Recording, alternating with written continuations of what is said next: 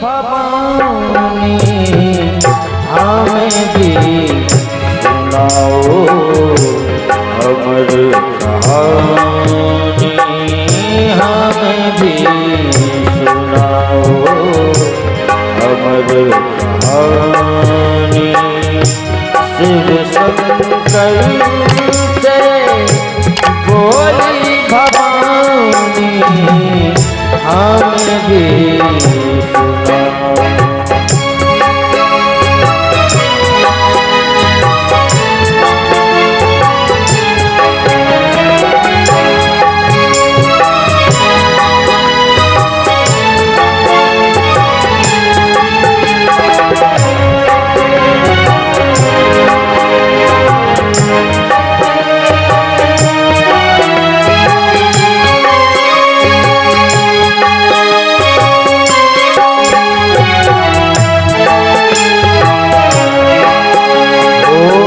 पिया है क्या तुमने पिया हो,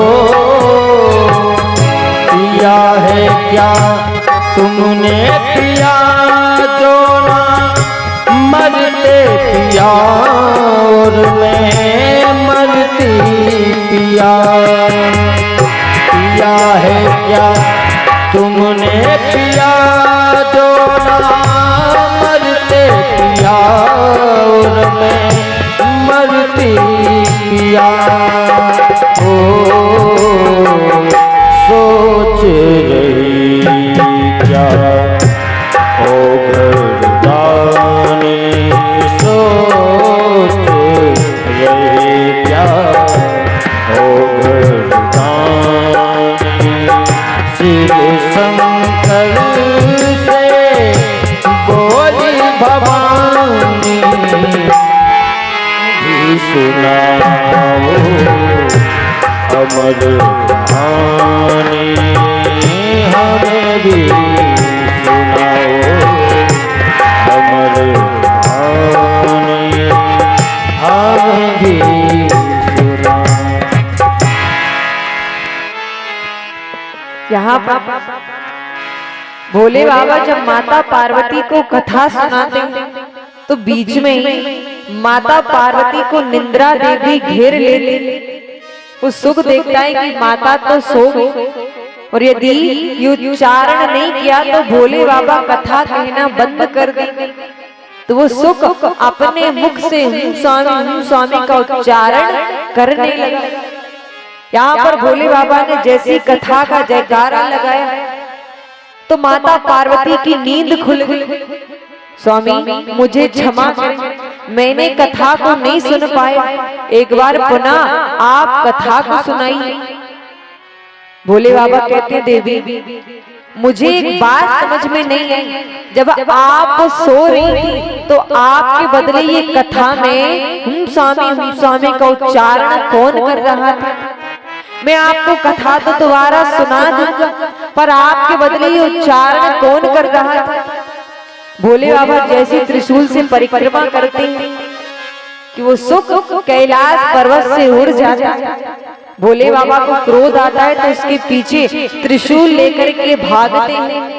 आगे आगे सुख जा रहे हैं, पीछे पीछे भोले बाबा अपने हाथ में त्रिशूल लेकर के भाग रहे हैं।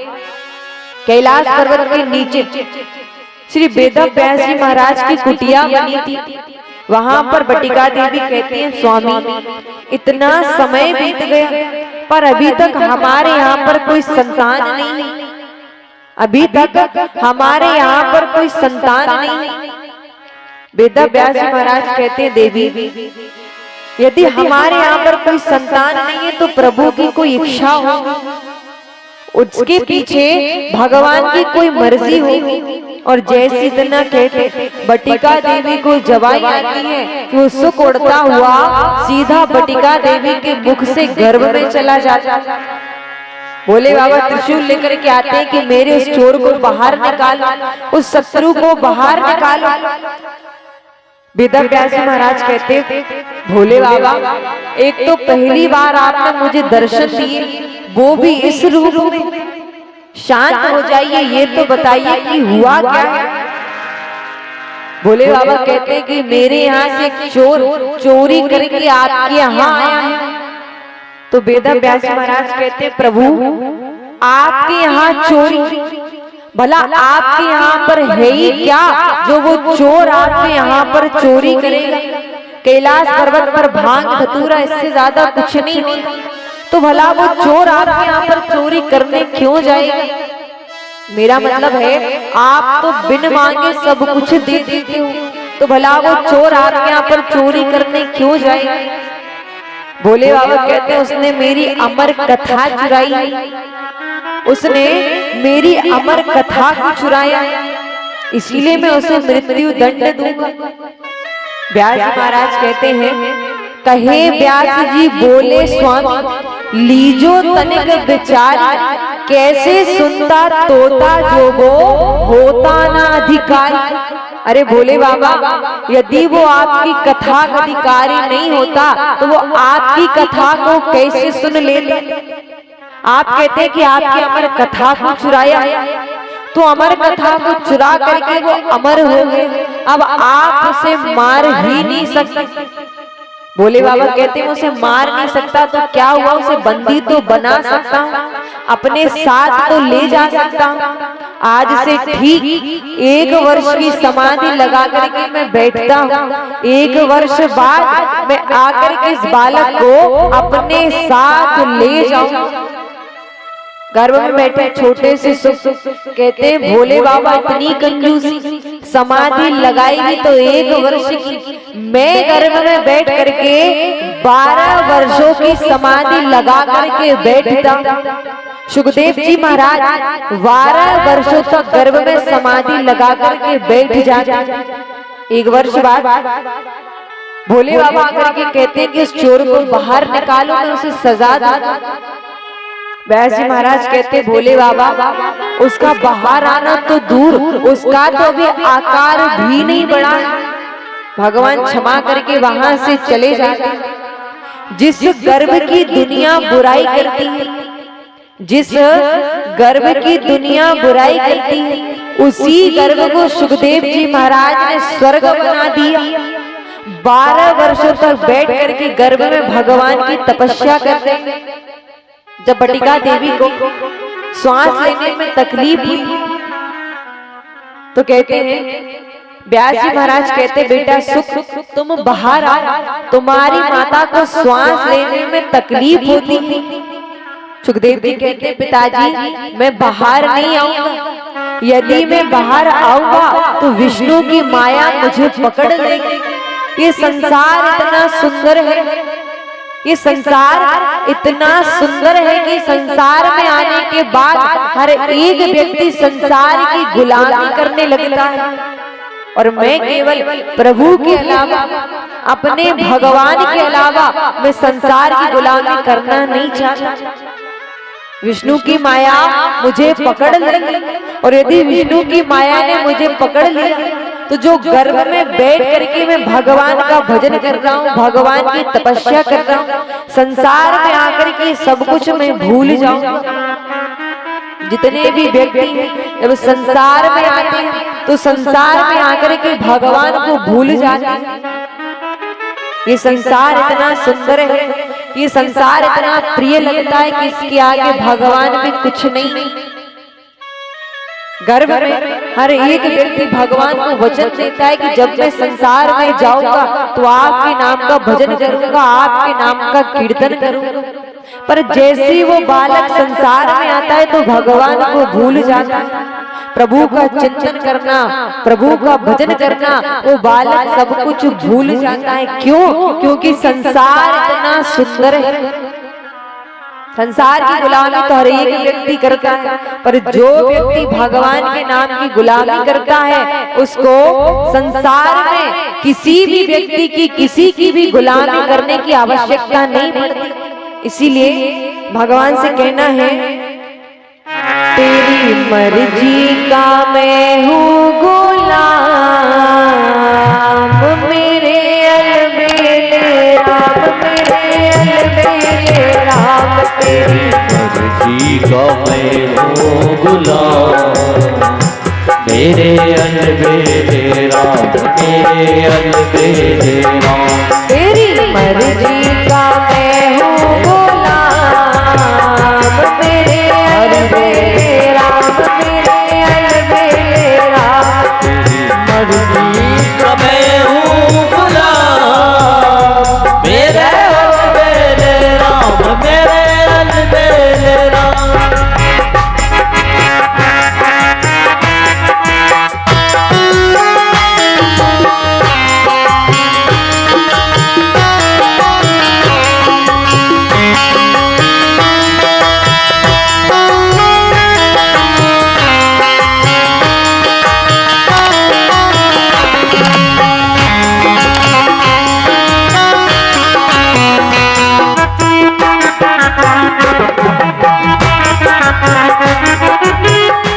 भगवान से कहने चाहे अच्छा कराओ चाहे बुरा कराओ, प्रभु जब हम आपके गुलाम हो ही चुके हैं तो सर्वस्व हमने आपको सौंप दिया। चाहे वो धन हो चाहे संपत्ति हो या दौलत हो, सब कुछ मैंने आपके हाथ में सौंप दिया। भगवान से क्या कहना है? जो भी करा ले हम तुम पर न्योछावर, जाए न जब हो निछावर। जो भी करा ले हम तुम पर न्योछावर, जो भी करा लो तुम पर निछावर। दौलत मेरी तेरे नाम, मेरे अलबेले राम मेरे अलबेले राम। तेरी मर्जी का मैं हूँ गुलाम, मेरे अलबेले राम मेरे अलबेले राम।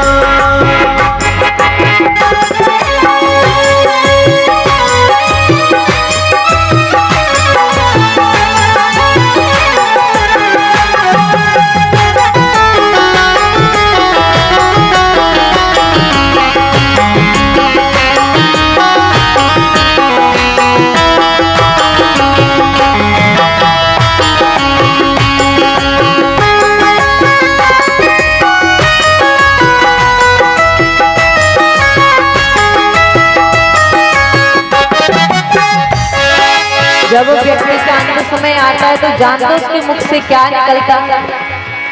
जब कथा सुनता है, कीर्तन सुनता है जवानी में, तब ये बात याद नहीं आती। ये बात जानते हो कब याद आती?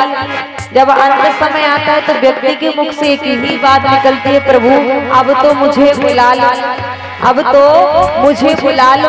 क्यों? क्योंकि अब कोई सहारा नहीं बचा। यही कहता है अब तो मैं संसार में थक चुका हूँ, अब तो भगवान मुझे बुला लो। यही कहता है ना, बात सत्य है। मुख से एक ही बात निकलती है, अब मेरे बस की नहीं है भगवान, अब तो बुला लो। थक ही गया हूँ इस लंबे सफर में, थक ही गया हूँ इस लंबे सफर में। थक ही गया हूँ इस लंबे सफर में, थक ही गया हूँ इस लंबे सफर में। मेरा जीना हुआ है हराम, मेरे अलबेले राम मेरे अलबेले राम। तेरी मर्जी का मैं हूँ गुलाम, मेरे अलबेले राम मेरे अलबेले राम।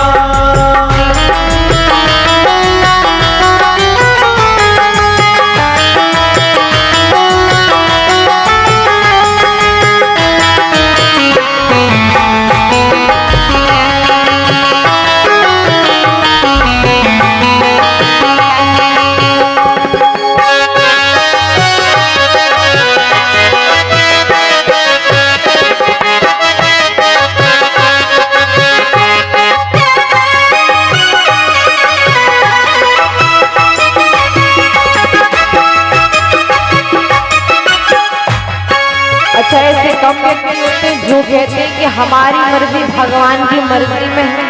वो यही कहते हैं हम हमारे बाप यही कहते हैं ना, ये कभी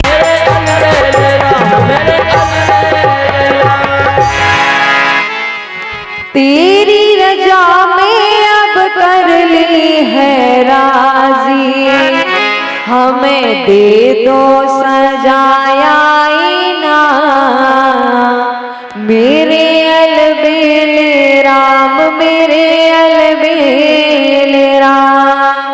बोलो कृष्ण कन्हैया लाल की, राम राजा सरकार की। इस प्रकार सुखदेव जी महाराज कहते हैं कि पिताजी, यदि मैं संसार में आ गया तो विष्णु की माया मुझे पकड़ लेगी। यदि स्वयं नारायण आकर के कह दे कि विष्णु की माया का मेरे ऊपर कोई असर नहीं होगा, तभी मैं संसार में आऊं।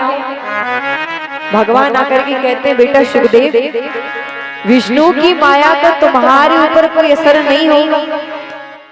जैसे इतना कहते हैं कि सुखदेव जी महाराज गर्भ में बाहर आने की तैयारी करते हैं, गर्भ से बाहर आने की तैयारी करते हैं। यहाँ पर 12 वर्षों बाद श्री सुखदेव जी महाराज का जन्म होता है। बोलो सुखदेव मुनि महाराज की। 12 वर्षों बाद श्री सुखदेव जी महाराज का जन्म होता है। जन्म लेते ही सुखदेव जी महाराज सीधा वन की ओर भाग जाते हैं। पुत्र ग्रह में उनके पिताजी उनके पीछे पीछे जा रहे हैं। बेटा सुखदेव रुको, बेटा सुखदेव रुको, पुकारते हैं अपने पुत्र को और दर्शन होते हैं वृक्ष में। समझ जाते हैं कि मैं अपने पुत्र को वापस नहीं लौटा पाऊंगा, वहां से वापस चले जाते हैं। अब यहाँ पर शौनकादिक ऋषि सूत जी महाराज से कहते हैं कि भगवान के कितने अवतार हैं, भगवान के कितने अवतार हैं और भगवान के अवतार कौन कौन से हैं। तो सूत जी महाराज कहते हैं कि भगवान ने जितने भी अवतार लिए, उन अवतारों में केवल भगवान ने अपने धर्म की रक्षा करने के लिए अवतार लिए। जब धर्म की हानि हुई, जब जब धर्म पर संकट आया है, तब तब भगवान ने अवतार लेकर के अपने धर्म की रक्षा की। जब जब हो ये धर्म की हानि, बाढ़ असुर महाभिमानी। जब जब हो ये धर्म की हानि, बाढ़ असुर अधम अभिमानी। अब तक धरी प्रभु विविध शरीरा, अब तक धरी प्रभु विविध शरीरा। और हित पानी पिता जन पीरा, हर हित पानी सजन पीरा। श्री राम जय राम जय जय राम, श्री राम जय राम जय जय राम, श्री राम जय राम जय जय राम, श्री राम जय राम जय जय राम। जब जब होए धर्म की हानि, बाढ़ असुर महाभिमानी।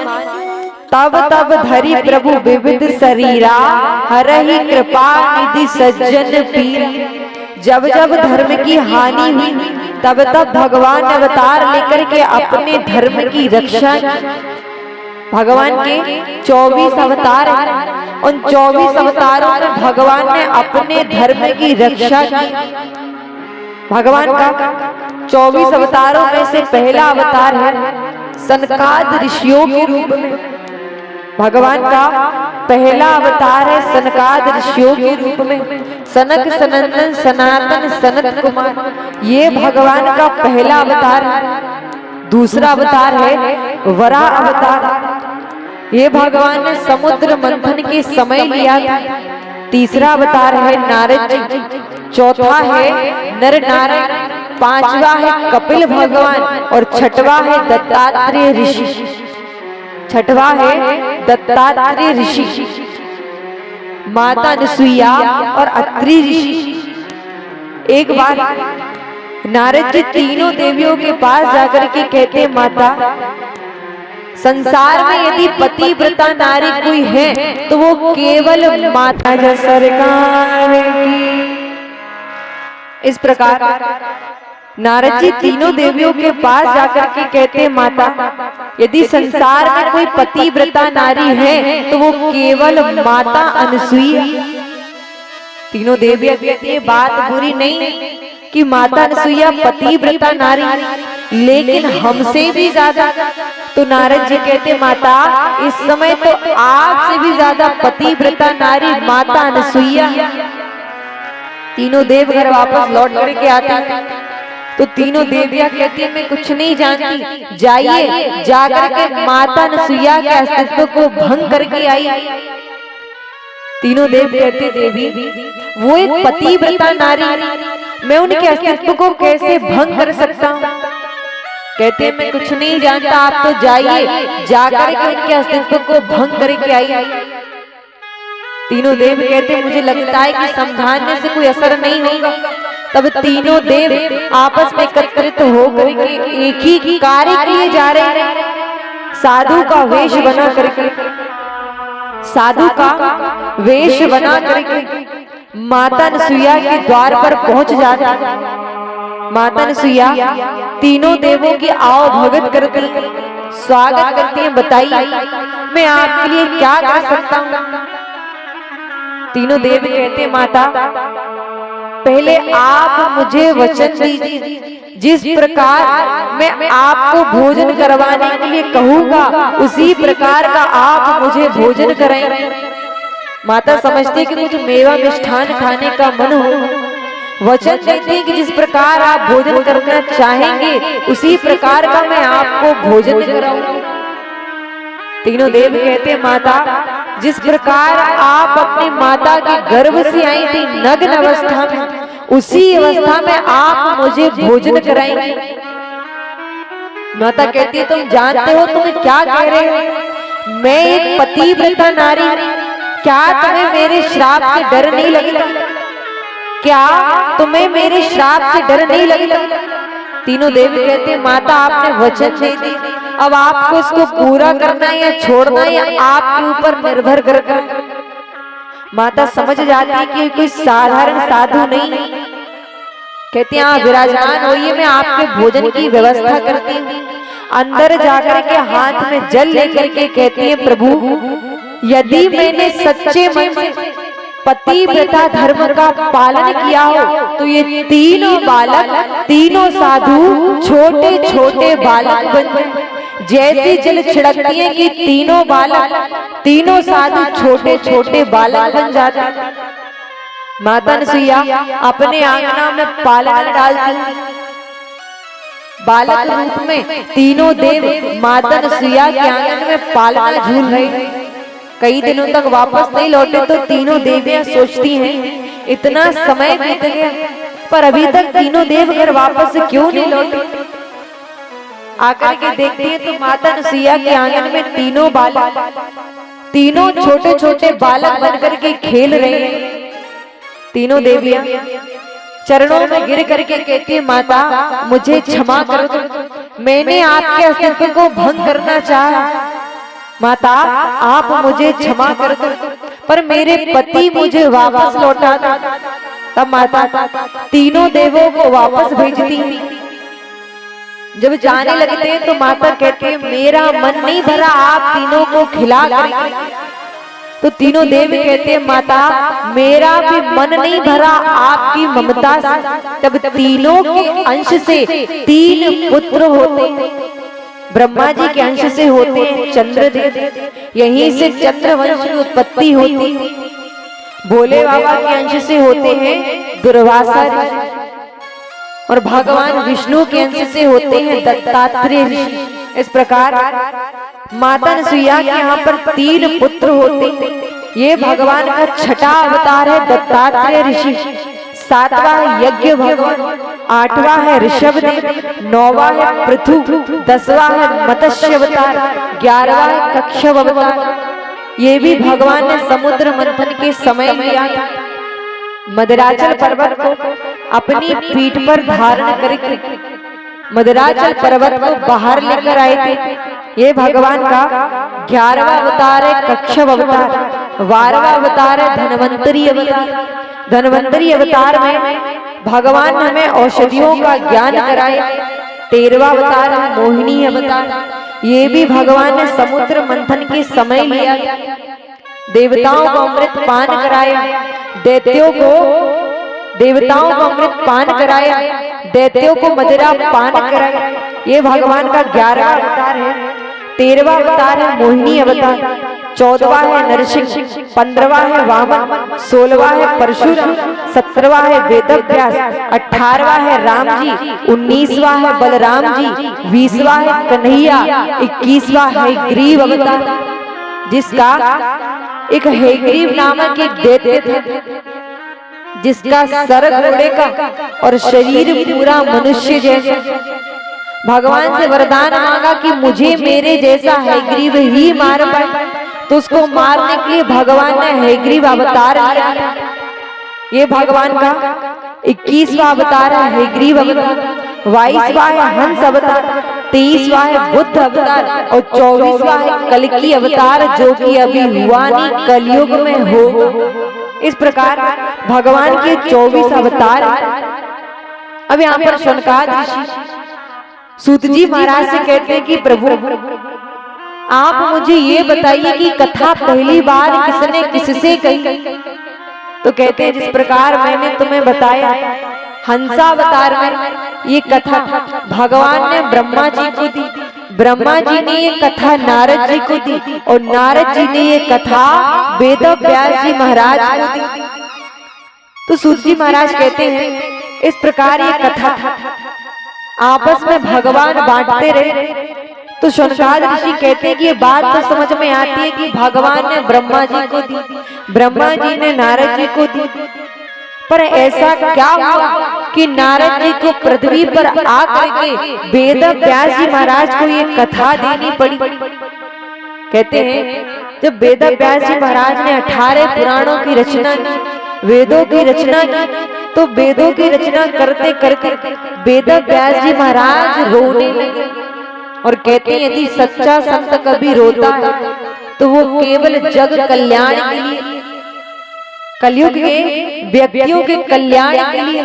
और यदि सच्चा संत सच्चा भक्त रोता है तो भगवान अपने भक्त का कभी रोता हुआ नहीं देख सकते। नारद जी को भेजते हैं, जाओ जाकर के देखो क्या बात है, व्यास जी महाराज क्यों रो रहे। नारद जी कहते हैं व्यास जी महाराज क्या बात है, आप पुराणों की रचना करते करते रोने क्यों लगे। व्यास जी महाराज कहते नारद जी मैंने पुराणों की रचना की, वेदों की रचना की, पर उसके बाद भी मेरे मन में कहीं पर भी शांति नहीं। मुझे ऐसा लगता है कि मुझसे कुछ छूट गया है, मुझे ऐसा लग रहा है कि कुछ पीछे रह गया है। नारद जी कहते हैं आपने 18 पुराणों की रचना में केवल एक ही बात लिखी है, पाप करने से क्या फल प्राप्त होता है, पुण्य करने से क्या फल प्राप्त होता है, भक्ति करोगे तो स्वर्ग मिलेगा, पाप करोगे तो नरक मिलेगा। आपने अभी तक केवल पाप पुण्य की बातों को लिखा है। संसार का व्यक्ति ज्ञान की बातों को नहीं सुनेगा, संसार का व्यक्ति ज्यादातर ज्ञान की बातों को नहीं सुनेगा, इसीलिए आप इसमें भक्ति रस भरिए। जब आप इसमें भक्ति रस भरेंगे तो कलयुग का व्यक्ति आपकी कथा को सुनना पसंद करेगा। व्यास जी महाराज कहते हैं मैं और नहीं लिख सकता, लिखते लिखते मेरा बुढ़ापा आ गया, अब मैं और कितना लिखूं। तब नारद जी कहते हैं कि व्यास जी महाराज यदि आप संतों का आश्रय ले लें तो आपकी कथा अवश्य पूर्ण होगी। मैं पूर्व जन्म में एक दासी पुत्र था, मेरी माँ विधवा थी। जब मेरा जन्म हुआ था उसी वक्त मेरे पिता मुझे छोड़कर के चले गए थे। मेरी माँ मुझे लेकर के संतों के आश्रम पर आ गई, संतों की सेवा करने लगी। मैं जब छोटा सा था तो मेरी माँ मुझे गोद में लेकर के संतों का सानिध्य प्राप्त करा दी। जब वो संतों के बीच में जब मेरा मन रम गया, उनकी भक्ति के बिना, उनके भजन के बिना जब मैं एक क्षण नहीं रह पाया, जब वो जाने लगे तो मैंने कहा कि मैं भी आपके साथ चलूं। वो संत कहते बेटा यदि तुम भी मेरे साथ चले जाओगे तो तुम्हारी माँ किसके सहारे जीवित रहेगी। यदि तुम भी चले जाओगे तो तुम्हारी माँ किसके सहारे जीवित रहेगी? वो संत मेरी माँ के कारण मुझे अपने साथ लेकर नहीं, मेरे कान में एक मंत्र देकर जाते हैं कि जब तक तुम्हारी माँ जीवित है तब तक तुम केवल इसी मंत्र का भजन कर। मैं वापस लौट करके आया तो मैंने रात्रि के समय अपने मन में सोचा कि आज मैं अपनी माँ के कारण संतों के साथ जा नहीं पाया। उसी वक्त मेरे मुख से एक बात निकली कि इससे अच्छा तो मेरी माँ मर जाए, इस माँ के कारण मैं संतों के साथ नहीं जा पाया, इससे अच्छा तो मेरी माँ मर जाए। जैसे मैंने इतना सोचा कि मेरी माँ गाय धोने घास में बैठे छोटे से सर्प ने मेरी माँ को डस लिया और मेरी माँ की मृत्यु हो। मुझे पता लगा कि मेरी माँ की मृत्यु हो। मैं रोया, मैं बड़ी जोर से रोया। मेरी एक आंख से ठंडे आंसू, दूसरे आंख से गर्म आंसू निकले। गर्म आंसू इसलिए निकले क्योंकि मुझे प्रसन्नता था कि अब मुझे भजन करने से कोई रोकेगा नहीं। मेरे ठंडे आंसू इसलिए निकले कि अब मुझे भजन करने से कोई रोकेगा नहीं। गर्म आंसू इसलिए निकले कि मेरी माँ मुझे छोड़ करके चली। मैं सबको छोड़ करके सीधा भगवान का भजन करने के लिए वन में आया। जब मैंने भगवान की तपस्या करना प्रारंभ किया तो कुछ समय के लिए भगवान की दिव्य झांकी मेरे हृदय में प्रकट हुई, पर कुछ पल के लिए वो छवि मेरे हृदय से गायब हो गई। मैं रोया तो भगवान ने मुझसे कहा कि अभी तुम्हारी भक्ति स्वीकार नहीं हुई। जब तुम भक्ति करोगे, तुम्हारी भक्ति निस्वार्थ होगी तो तुम्हें मेरी प्राप्ति अवश्य होगी। आज उन्हीं संतों के आशीर्वाद से, आज उन्हीं संतों की कृपा से दासी पुत्र ब्रह्मा पुत्र नारद बन गया। संतों के आशीर्वाद मात्र से एक दासी पुत्र ब्रह्मा पुत्र नारद बन गए।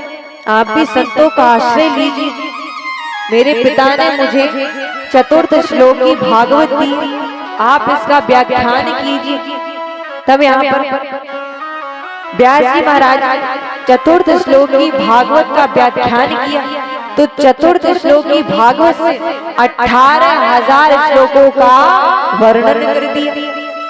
गणेश जी महाराज ने लिखना प्रारंभ किया, व्यास जी महाराज ने बोलना प्रारंभ किया।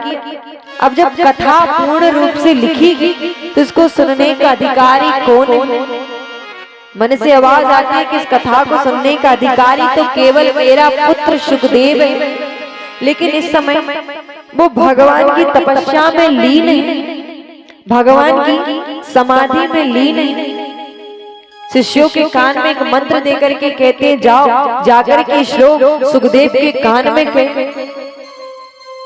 उस श्लोक को सुनकर के कुछ क्षण के लिए सुखदेव की समाधि खुल जाती। बताओ इसके आगे भगवान ने क्या किया? भगवान कितने सुंदर थे। शिष्य कहते हैं इसके आगे जानना है तो तुम्हें अपने पिता वेद व्यास जी महाराज से सुनना होगा। सुखदेव जी महाराज आकर के वेद व्यास जी महाराज से कहते पिताजी इसके आगे सुनाई, भगवान कैसे थे, भगवान कैसे दिखते थे, भगवान कितने सुंदर थे। व्यास जी महाराज कहते हैं कथा को सुनने का सच्चा अधिकारी वही है जिसके मन में काम और क्रोध प्रवेश न किया। राजा जनक ने सुखदेव जी महाराज की परीक्षा ली, पर सुखदेव जी महाराज ने काम और क्रोध दोनों पर विजय प्राप्त की। जिसके मन में भगवान के आने के पहले काम और क्रोध प्रवेश कर जाए वहां पर भगवान को आने में संकोच लगता है। जिसने अपने जीवन में काम पर विजय पाया, जिसने अपने जीवन में क्रोध पर विजय पाई, उसके जीवन में कभी भी संकट नहीं आ सकता।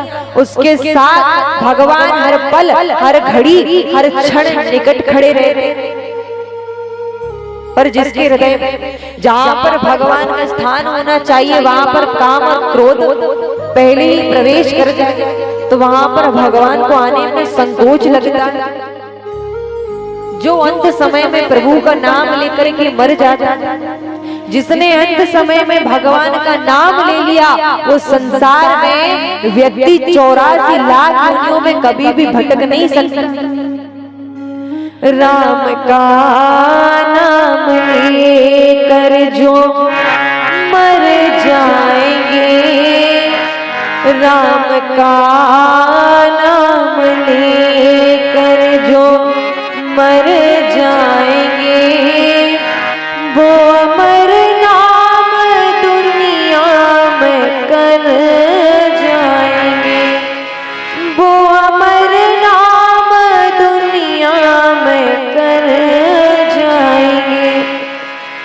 ये न पूछो कि मर कर किधर जाएंगे, ये न पूछो कि मर कर किधर जाएंगे, ये जहां भेज देंगे उधर जाएंगे। राम का नाम लेकर जो मर जाएंगे, वो अमर नाम दुनिया में कर जाएंगे।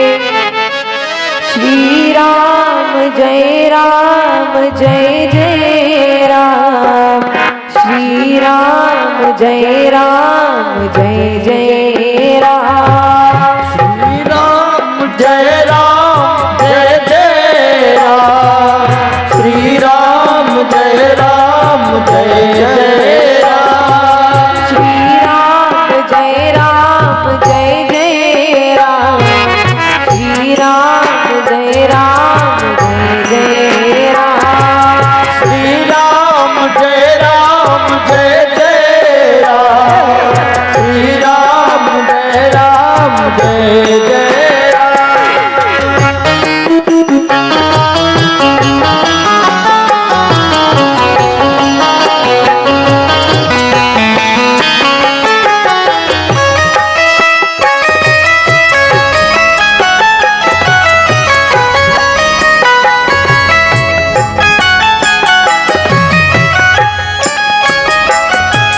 हे राम हे श्याम हे घन श्याम, मेरे राम मेरे श्याम मेरे राम, मेरे राम मेरे श्याम मेरे घन श्याम, मेरे राम मेरे श्याम मेरे राम, करुणा के सागर है मेरे राम, दया के सागर है मेरे राम, करुणा के सागर है मेरे राम, दया के सागर है मेरे राम।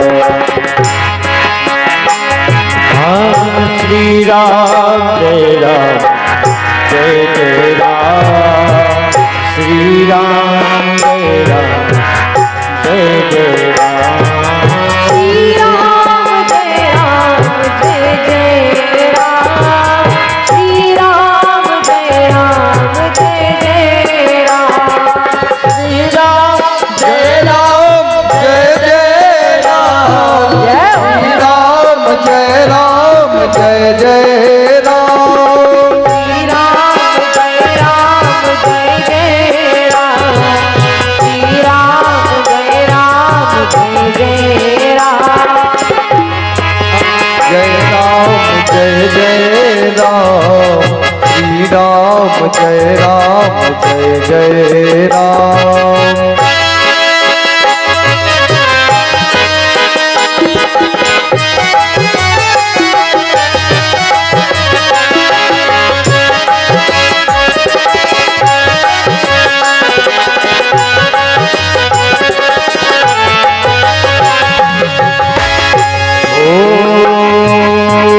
ब्रह्मा जिनका ध्यान धरे, नारद जिनका गान करें, ब्रह्मा जिनका ध्यान धरे, नारद जिनका गान करें, शिव जी संग माँ पार्वती राम कथा रस पान करें।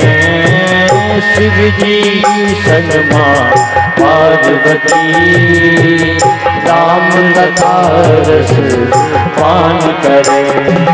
बजरंग भजते आठों याम, हनुमत जपते आठों याम। श्री राम जय राम जय जय राम, श्री राम जय राम जय जय राम, श्री राम जय राम जय जय राम, श्री राम जय राम जय जय राम, श्री राम जय राम जय जय राम, श्री राम जय राम जय जय राम, श्री राम जय राम जय जय राम।